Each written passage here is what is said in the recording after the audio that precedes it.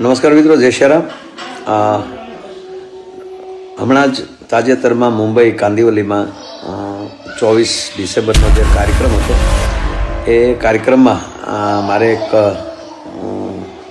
જાહેરાત કરાણી બગદાણા વિશે, અને એમાં મેનેજિંગ ટ્રસ્ટી શબ્દ મેં વાપર્યો, અને મને હમણાં જ નવનીતભાઈ સરપંચશ્રીનો ફોન આવ્યો. એમણે મારું ધ્યાન દોરાવ્યું કે ભાઈ હજુ કોઈ મેનેજિંગ ટ્રસ્ટી નથી, બધા ટ્રસ્ટી જ છે. તો મારે તો મને ખબર નથી કોણ જે કઈ રીતે છે હું, પણ મેનેજિંગ ટ્રસ્ટી શબ્દ મારાથી જે બોલાણો એ મારી ખરેખર ભૂલ છે. જાહેરાત કરી એ બાબત તો મને બગદાણા ટ્રસ્ટ ક્ષમા આપે એવી આપ બધાને પ્રાર્થના કરું છું. મારું નામ નવનીતભાઈ ડાયાભાઈ બાલદિયા, ગામ બગદાણા, જાતે કોળી.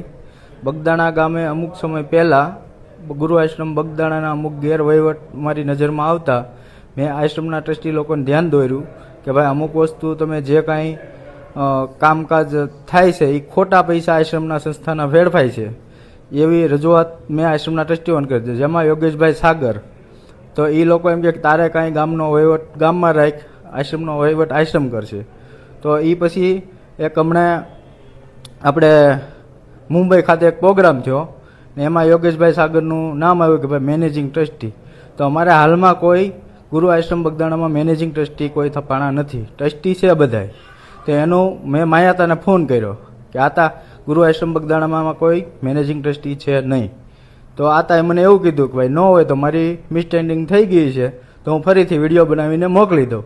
તો આતાએ એનો વિડીયો બનાવીને મને મોકલ્યો ને મેં અમુક જાયભાઈ મિત્રોને આપ્યો કે ભાઈ આ રીતનું થયું છે. તો પછી એમના દીકરાનો મારામાં ફોન આવ્યો કે ભાઈ તું ક્યાં છો? તો મેં એમ કીધું કે હું બગદાણા છું. તો એણે એવું મને કીધું તું ક્યાં છો, તને મળવાનું છે? તો મેં કીધું હું આશ્રમે છું.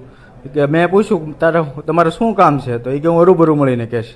એના પછી રાજુભાઈ બોરડાનો ફોન આવ્યો, સરપંચ. તો એણે મને એવું કીધું કે ભાઈ શું છે આ બધું? તો મેં એને વાત કરી, તમે આતા જોડે વાત કરી લો, માયા તારે જે કાંઈ છે એનું તમને જવાબ મળી જશે. તો પછી એ લોકોએ એના માણસો દ્વારા અને બીજા માણસોને બોલાવી અને મને રાતે 1 વાગ્યે બોલાવી મારા હાથ પગ ને બધું ભાંગી નાખ્યું છે. અને એની પોલીસ ફરિયાદ અમે કરી. તો પોલીસે મારું નિવેદન લીધું 3 વખત. હવે એમાં અજાણ્યા શખ્સો વિરોધ એ લોકોએ ગુનો નોંધ્યો છે. તો મેં તો અહીંયા નામ પણ એને આપતો હતો કે ભાઈ એક નાજુ, કેવું ગામ? નાજુ કુંડવી મને નામ આપ્યું, હું નાજુ કુંડવી ના જયરાજભાઈ ને એ લોકોએ મને મોકલ્યો છે. તે આવો વિડીયો કેમ આવ્યા ભાઈ, માફી મંગલ. આ રીતની મારી સત્ય હકીકત છે.